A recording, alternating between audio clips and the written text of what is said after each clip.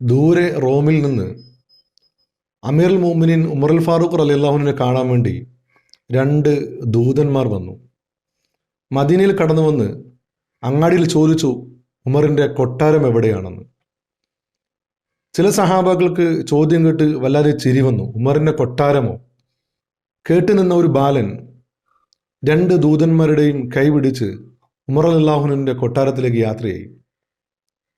ദൂരെ നിന്നെ ബാലൻ ഉമറിൻ്റെ കൊട്ടാരം കാണിച്ചു കൊടുത്തു. എന്നിട്ട് പറഞ്ഞത്, അതാണ് അമീറുൽ മുഅ്മിനീൻ ഉമറിൻ്റെ കൊട്ടാരം.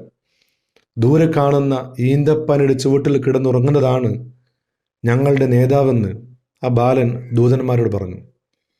റോമിൻ്റെ ആഡംബരത്തിൽ നിന്ന്, ആർഭാട ജീവിതത്തിൽ നിന്ന് കടന്നു വന്ന ദൂതന്മാർക്ക് ഒരിക്കലും ഇസ്ലാമിൻ്റെ ഖലീഫയെ അങ്ങനെ സങ്കല്പിക്കാൻ പോലും കഴിഞ്ഞില്ല. അമീറുൽ മുഅ്മിനീൻ ഉമറുമായി നടത്തിയ സംഭാഷണത്തിൽ ദൂതന്മാർ ചോദിക്കുന്നുണ്ട്, നിങ്ങൾ ലോകം അടക്കി ഭരിക്കുന്ന ഇസ്ലാമിക രാജ്യത്തിൻ്റെ അധിപനായ താങ്കൾ ഒരു കീറിയ ഓലയിലാണോ കിടന്നിറങ്ങുന്നത് എന്ന്. ഉമർ ഫാറൂഖ് റളിയല്ലാഹു അൻഹു ഒരു നിമിഷത്തേക്ക് നിശബ്ദനാകും. ഉമറിൻ്റെ മനസ്സിലേക്ക് ചില ചിത്രങ്ങൾ തെളിഞ്ഞു വരും. മദീന പള്ളിയുടെ ഓരത്ത് ഒരു കീറിയ ഈന്തപ്പന ഓലയിൽ കിടന്നുറങ്ങുന്ന മുഹമ്മദ് സ്വല്ലല്ലാഹു അലൈഹി വസല്ലമയുടെ ചിത്രം ഉമറിൻ്റെ മനസ്സിലേക്ക് തെളിഞ്ഞു വന്നു. ഈന്തപ്പന കുരു കൊണ്ട് തലയിണയാക്കി കിടന്നുറങ്ങിയ മുഹമ്മദിൻ്റെ ചിത്രം മനസ്സിൽ തെളിഞ്ഞു വന്നപ്പോൾ തന്നെ ഉമർ റളിയല്ലാഹുവിൻ്റെ കണ്ണുകൾ സജലങ്ങളായി ഒഴുകിയിറങ്ങാൻ തുടങ്ങി. ദൂതന്മാരോട് ഉമറുൽ ഫാറൂഖ് പറഞ്ഞത്, എൻ്റെ പ്രവാചകൻ എന്നോട് പഠിപ്പിച്ചൊരു വചനമുണ്ട്. ദുനിയാവിന് അതീവ പ്രാധാന്യം കൊടുത്തു കഴിഞ്ഞാൽ നിനക്ക് ആഖിറ നഷ്ടമാകും.